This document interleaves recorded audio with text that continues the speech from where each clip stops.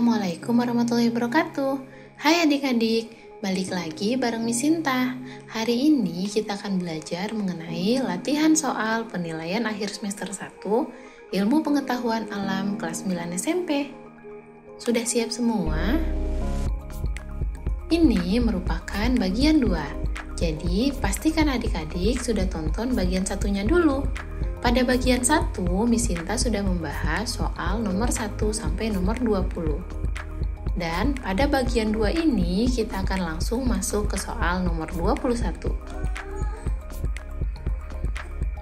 Sekarang kita mulai yuk. 21. Dua anak kembar berjenis kelamin laki-laki dan perempuan. Pernyataan berikut yang benar mengenai penyusunan genetik mereka adalah: A. Bayi laki-laki dan perempuan tersebut mewarisi sifat hanya dari sang ayah. B. Bayi laki-laki dan perempuan tersebut mewarisi sifat hanya dari sang ibu. C. Bayi laki-laki dan perempuan tersebut mewarisi sifat dari sang ayah dan ibu. D. Bayi laki-laki mewarisi sifat dari ayah. Bayi perempuan mewarisi sifat dari ibu. Nah, menurut adik-adik yang mana jawabannya? Pada bagian 1, Miss Sinta telah menjelaskan bahwa perkembangbiakan yang membutuhkan individu jantan dan betina ini merupakan perkembangbiakan generatif. Perkembangbiakan generatif ini tidak hanya terjadi di tumbuhan dan hewan saja, di manusia juga. Ditandai oleh kita punya orang tua ya, ada ayah dan juga ada ibu. Tidak mungkin hanya punya ibu saja atau punya ayah saja. Nah, salah satu ciri dari perkembangbiakan generatif ini adalah individu baru yang terbentuk, dalam hal ini bayi ya, berarti bayinya ini nanti akan mewarisi sifat dari kedua orang tuanya.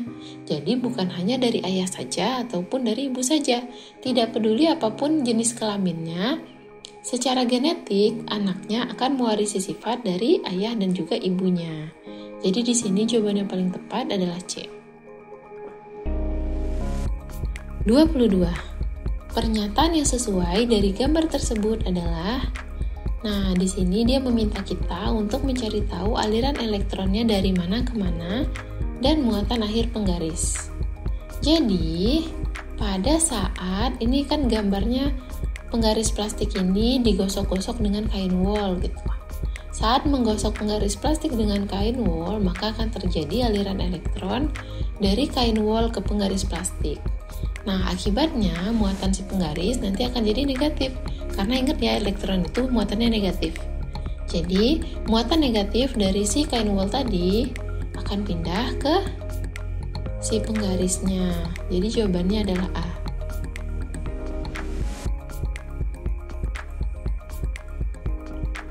(23) Pernyataan yang sesuai dari gambar di atas yaitu, nah, di sini ada gambar bulat-bulat nih. Yang bulat-bulat positif ini namanya proton. Ada di inti. Di inti ada proton dan juga ada neutron.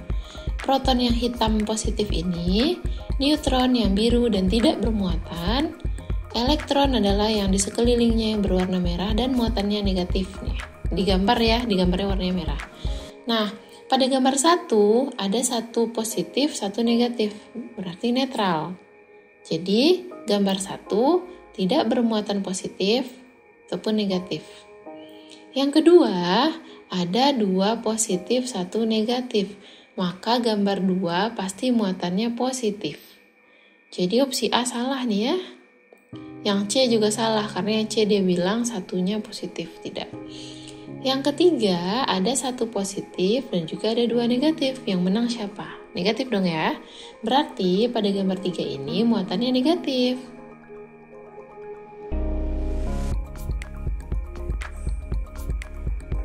Nah, di sini maka jawaban yang tepat adalah B ya. Gambar 3 bermuatan negatif. 24. Gambar di bawah ini yang menunjukkan kedudukan daun elektroskop yang diberi muatan secara induksi adalah, nah induksi ini maksudnya didekatkan ya. Di sini gambarnya yang A ini bendanya positif, yang B bendanya negatif, C benda positif, D benda negatif. Oke, kita pahami konsepnya dulu ya. Ketika benda bermuatan didekatkan dengan elektroskop, maka daun elektroskop akan membuka. muatan pada kepala elektroskop berlawanan dengan muatan pada benda. Jadi lihat, kalau bendanya positif harusnya kepalanya yang bulat ya. Kepala yang bulatnya negatif. Kalau seandainya bendanya negatif, kepala bulatnya positif. Jadi opsi B dan C itu udah pasti salah ya, karena dia muatan benda dengan muatan di kepala sama. Jadi B dan C itu salah. Sekarang kita fokus ke A atau D. Karena benda positif kepala negatif, benda negatif kepala positif. Kita lanjutkan konsepnya. Tadi kita bilang muatan pada kepala elektroskop berlawanan dengan muatan pada benda. Muatan pada benda akan turun ke daun elektroskop. Daun ini yang di bawahnya maksudnya. Nah, yang di daun atau yang di bawah ini akan sama muatannya dengan si benda tadi. Kalau yang A, bendanya positif, tapi di daunnya negatif, yang bawahnya negatif tuh. Berarti yang A salah. Jawaban yang paling tepat adalah D. Bendanya negatif, kepalanya positif, daunnya negatif. 25. Muatan P menolak muatan Q.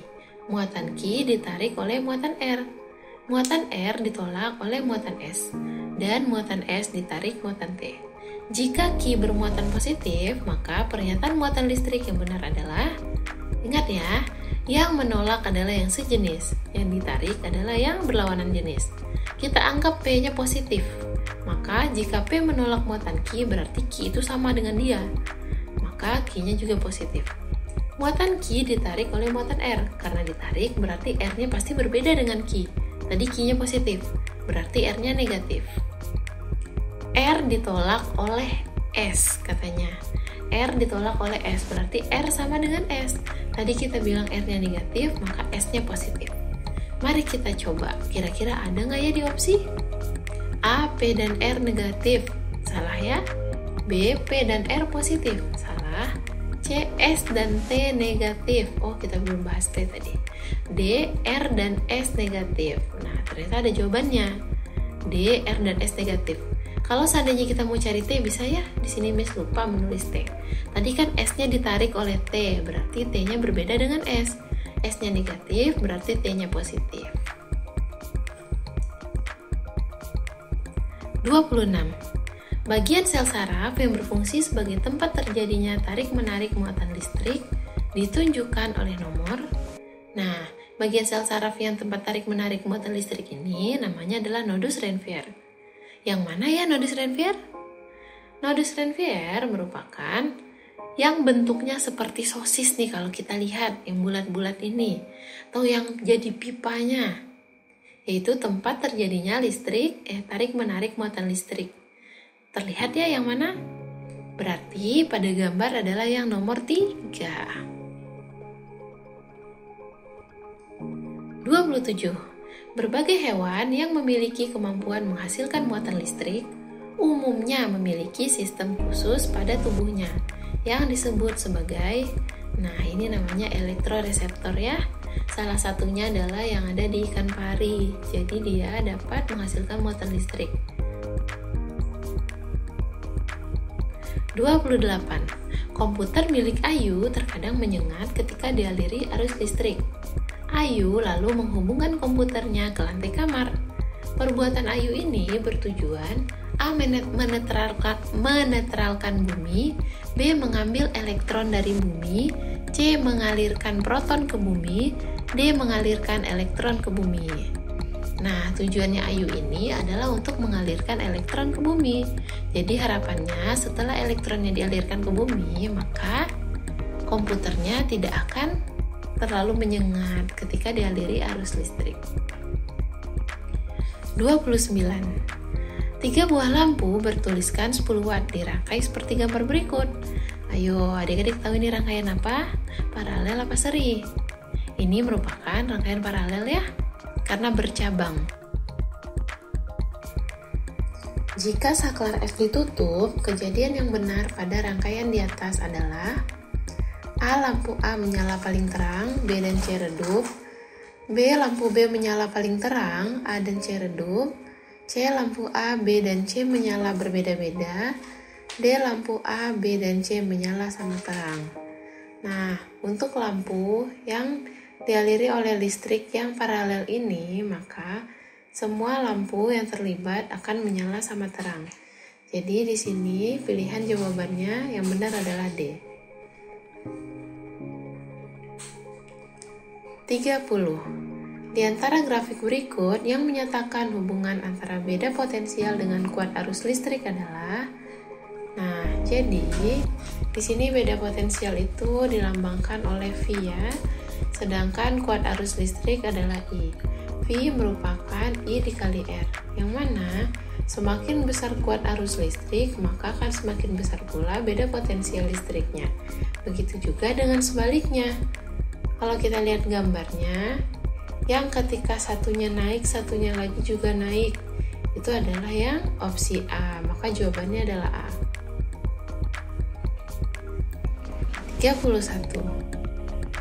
Bila R1 4 ohm, R2 6 ohm, R3 2 ohm, dan V sama dengan 12 volt, maka besarnya arus listrik yang mengalir pada rangkaian tersebut adalah. Jadi dia nanya iya.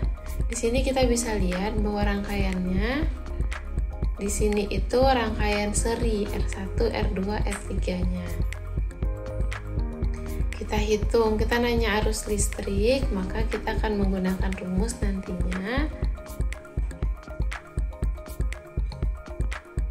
I sama dengan V dibagi R. Nah, di sini kita hitung dulu R-nya, R totalnya ya. R total sama dengan jumlah dari R1 tambah R2 tambah R3. Karena ini seri tinggal ditambahin ya. 4 tambah 6 tambah 2. Jadi besar R totalnya adalah 12 ohm. Kemudian I sama dengan V per R. Jadi I sama dengan 12 dibagi 12.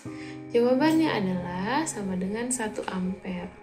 Maka besarnya arus listrik yang mengalir pada rangkaian tersebut adalah 1 ampere. 32. Sebuah ketel listrik dihubungkan ke sumber tegangan 12 volt. Jika elemen pemanas memiliki hambatan 12 ohm, maka energi listrik yang digunakan selama 10 menit sebesar. Nah, kita harus ubah dulu ya ke satuan detik. Karena bakunya waktu itu ada di detik. 10 menit ini kalau kita ubah ke detik, 10 kali 60. Berarti sebesar 600 detik. Kalau udah, tinggal kita masukin ke rumusnya. Ini rumusnya ada W sama dengan V kali I kali T. Macam-macam ya. Kita lihat dengan yang kita ketahui dulu. Kita itu punya sumber tegangan 12 volt. Berarti kita punya V. Kemudian juga memiliki hambatan R dan T. Ada V, ada R dan T. Makanya kita akan menggunakan rumus W sama dengan V kuadrat per R dikali T. Kalau udah tinggal kita masukin angkanya. 12 kuadrat bagi 12 dikali 600. Ingat ya 10 menit jadi 600 detik. 12 bagi 12 1 itu 12 kali 600.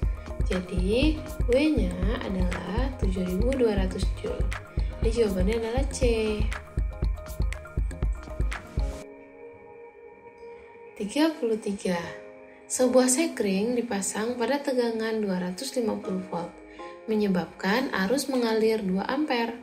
Besarnya daya pada sekring tersebut adalah. Nah, kita harus tahu rumus daya dulu. Daya atau P ini bisa dihitung menggunakan V dikali I atau I kuadrat dikali R atau V kuadrat per R. Kita lihat dulu apa yang diketahui oleh soal. Di soal diketahui V-nya 250 volt dan I-nya 2 ampere. Jadi kita punya V dan I. P sama dengan V dikali I. 250 dikali 2. Berarti dayanya sebesar 500 watt. Jawaban yang tepat adalah D. 34. Ketika lampu tersebut dihubungkan dengan kawat penghantar ke sebuah aki, maka proses perubahan energi yang terjadi hingga lampu dapat menyala adalah. Nah, aki ini sama ya dengan baterai, dia merupakan energi kimia. Jadi, energi kimia dari aki ini akan menghasilkan energi listrik.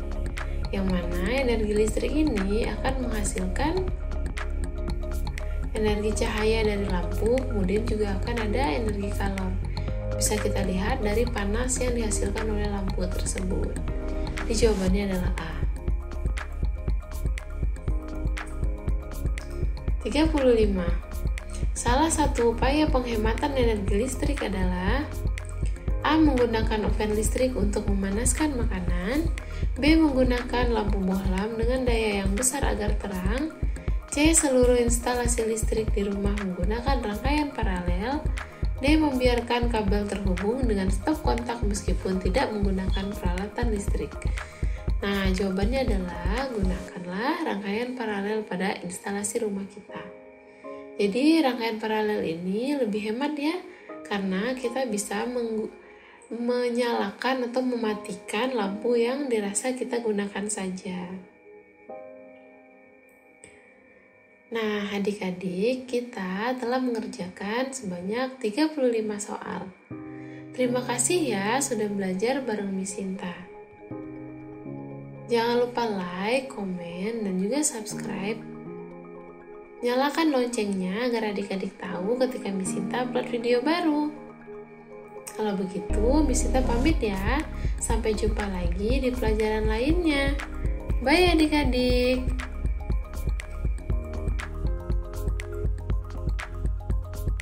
Thank you.